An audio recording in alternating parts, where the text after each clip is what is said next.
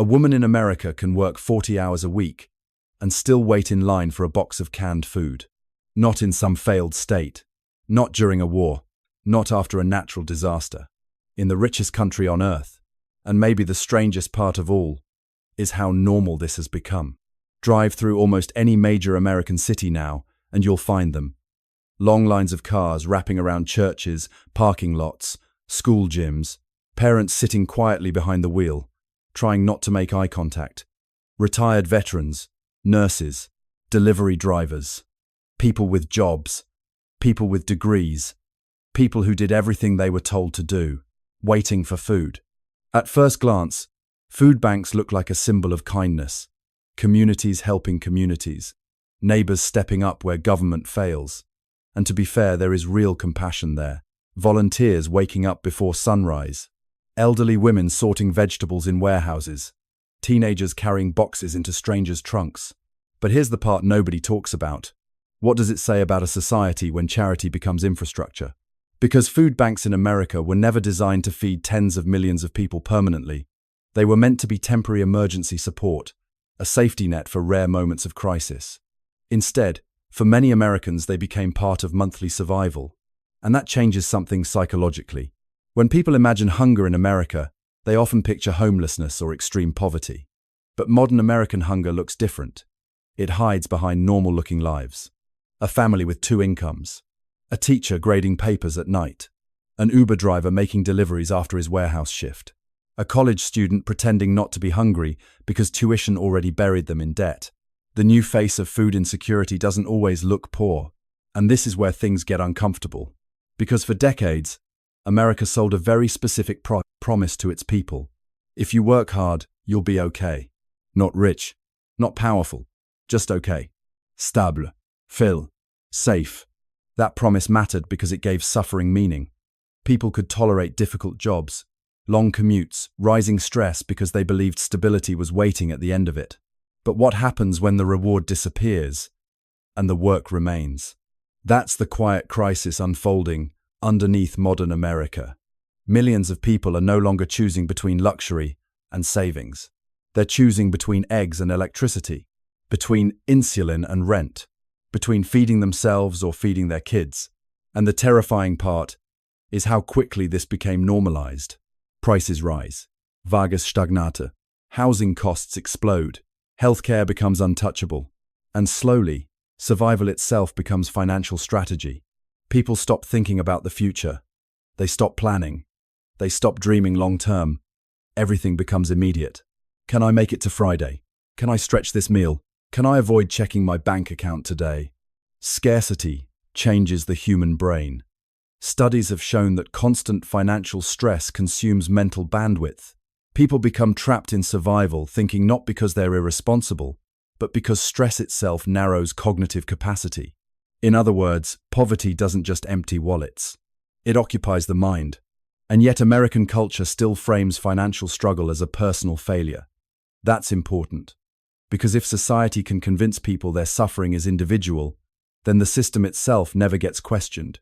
So millions of Americans quietly blame themselves for conditions that are becoming structurally unavoidable. They think, maybe I failed. Maybe I should have worked harder. Maybe I made bad choices. Even when they're working harder than ever before. And maybe that's why food banks carry so much hidden emotion. People don't just feel hunger there, they feel shame. Not because they did something wrong, but because somewhere along the way, dependence became humiliation. A father loading donated groceries into his trunk often isn't thinking, I'm grateful. He's thinking, how did my life end up here? That emotional weight matters more than people realize. Because once enough citizens begin feeling economically fragile, trust in society starts to erode. Not all at once. Quietly, gradually. People stop believing institutions care about them. They stop believing the future will improve. And eventually, they stop believing the social contract was ever real to begin with. And if conversations like this matter to you, if you want deeper stories about the systems shaping ordinary lives, subscribing isn't just supporting a channel. It's helping keep these conversations alive in a world increasingly uncomfortable with asking difficult questions. Because the truth is, food banks are not the actual story. They're the symptom. The real story is why so many Americans suddenly need them at all. And once you start pulling on that thread, you begin uncovering something much bigger than food. For most of modern American history, hunger carried a certain image. It looked visible, extreme, distant. The Great Depression, bread lines, dust-covered families standing beside broken farms. Americans were taught to believe those moments belonged to the past, relics from a harsher, less developed era. The assumption was simple. Modern prosperity had solved that problem. But then something strange happened. The economy kept growing. The stock market kept breaking records. Tech companies became trillion-dollar empires, and food bank lines kept getting longer. That contradiction should bother more people than it does, because economic growth is supposed to improve ordinary life. That's the deal. A nation becomes wealthier, and in return, citizens become more secure. But in America, wealth and security began separating from each other. A country can technically become richer, while millions inside it become more fragile. And this is where the conversation usually splits into politics. Some blame corporations. Others blame government spending. Others blame inflation, globalization, immigration, automation, culture, laziness, greed. But underneath all those arguments is a deeper question nobody fully wants to confront. What happens when a society becomes extremely productive, but increasingly unable to distribute stability? Because America does not have a shortage of food. That's what makes this situation so psychologically disturbing. Grocery stores throw away enormous amounts of perfectly edible products every single day. Restaurants discard leftovers by the truckload. Farms sometimes destroy crops because market prices make distribution unprofitable. The issue isn't production, it's access. And once you realize that, food insecurity stops looking like a natural disaster. It starts looking like a design flaw. At first, this looks like a personal budgeting problem. That's the popular narrative. People just need better discipline, fewer luxuries, smarter choices. But here's the part nobody talks about. Many Americans already cut everything possible.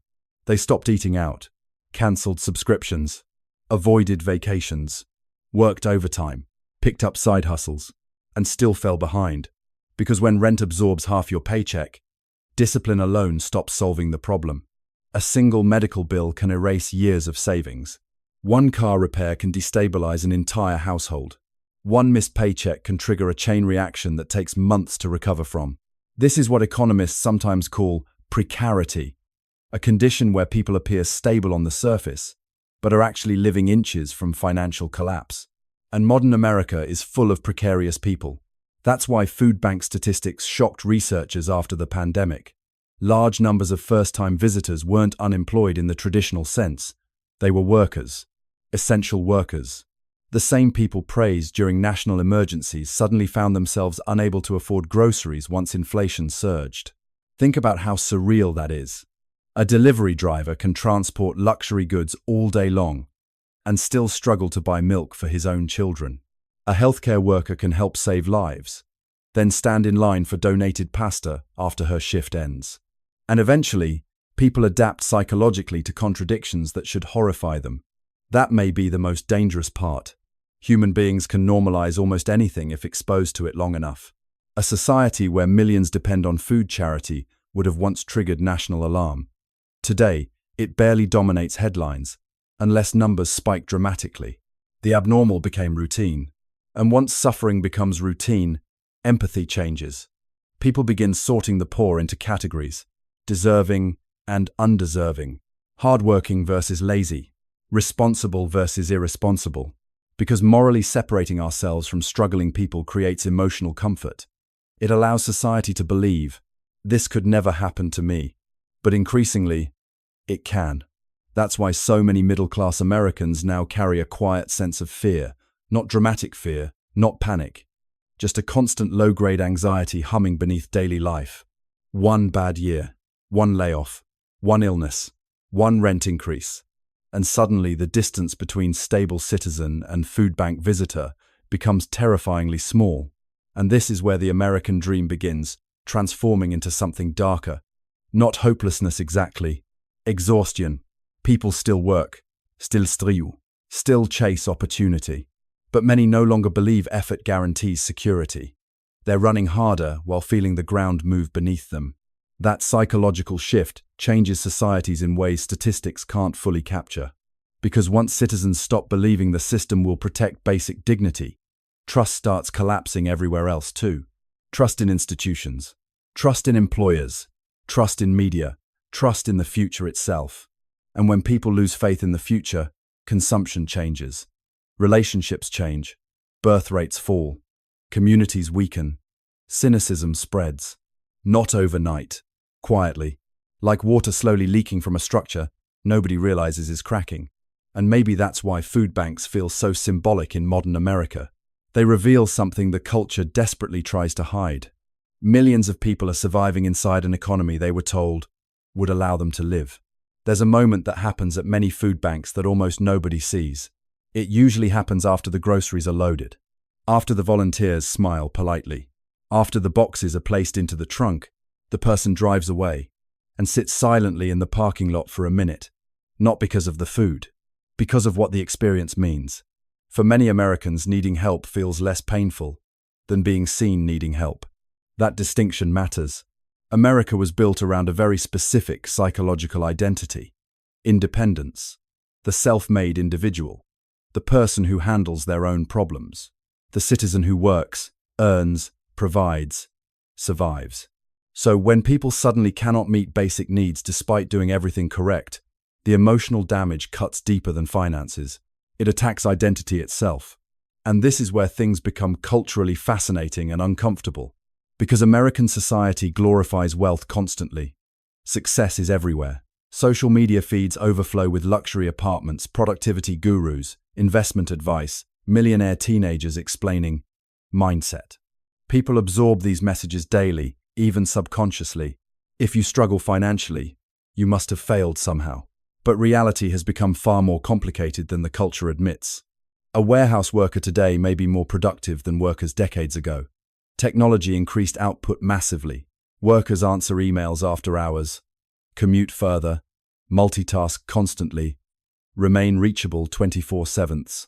Yet despite all that productivity, many people feel less secure than previous generations. That contradiction creates psychological whiplash. People look around and think, why am I drowning while doing everything society asked of me? And when large populations begin feeling that way simultaneously, social cohesion weakens. Because eventually citizens stop viewing hardship as temporary. They begin viewing it as permanent. That changes behavior in profound ways. Young adults delay marriage. Couples postpone children. Families avoid home ownership. Workers stay trapped in exhausting jobs because risk becomes too dangerous. Even leisure changes. People feel guilty resting because survival already feels unstable. The result is a society that appears functional on the surface, while internally operating under chronic stress. And chronic stress reshapes human beings. It makes people more reactive, more hopeless, more politically extreme, more emotionally numb. A population living under constant economic pressure becomes easier to divide because exhausted people rarely have energy left for nuance. And maybe that explains why modern public discourse feels so angry all the time. People argue about culture wars, politics, identity, morality. But underneath many of those fights is economic fear. Fear of slipping downward, fear of becoming disposable, fear that the future may offer less stability than the past.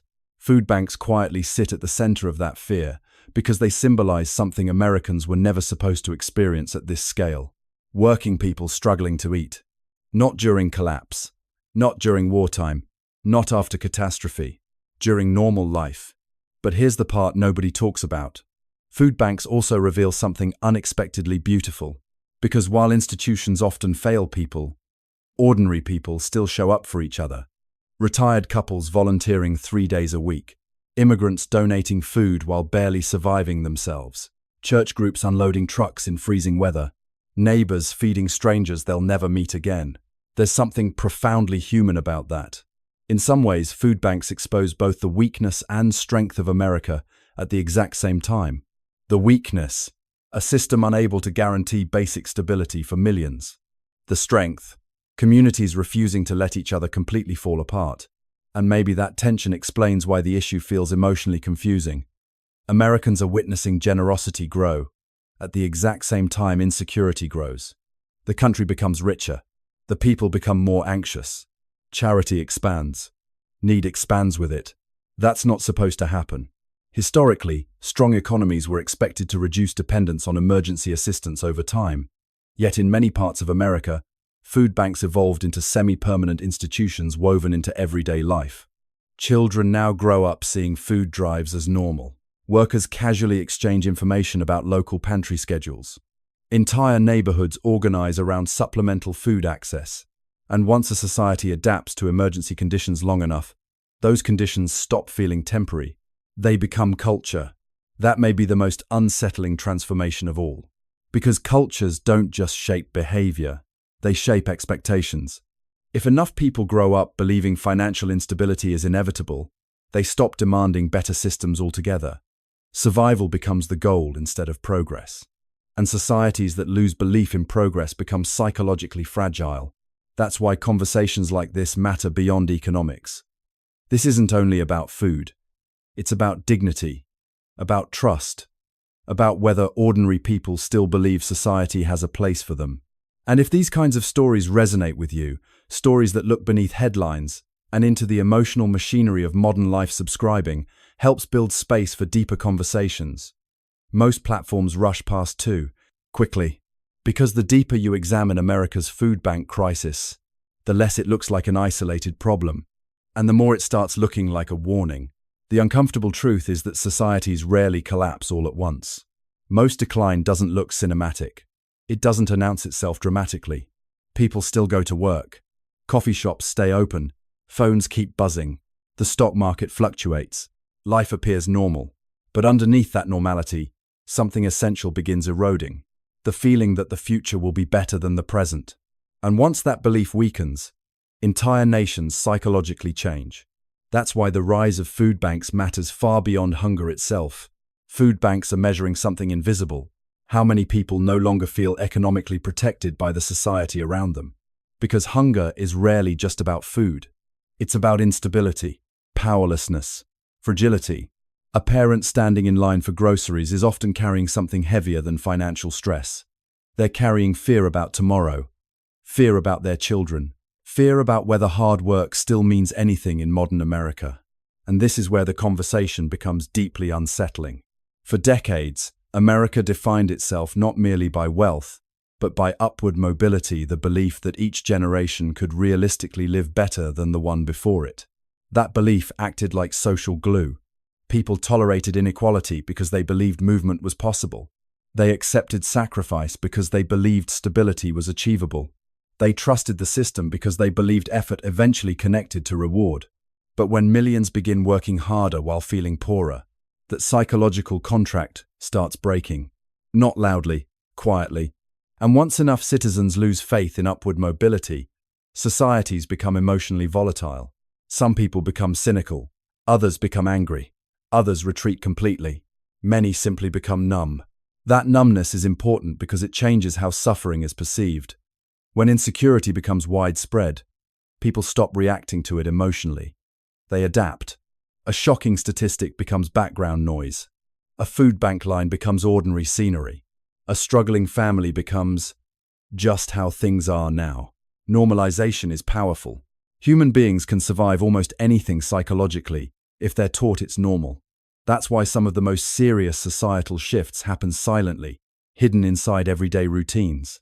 And maybe that's the most revealing aspect of modern America.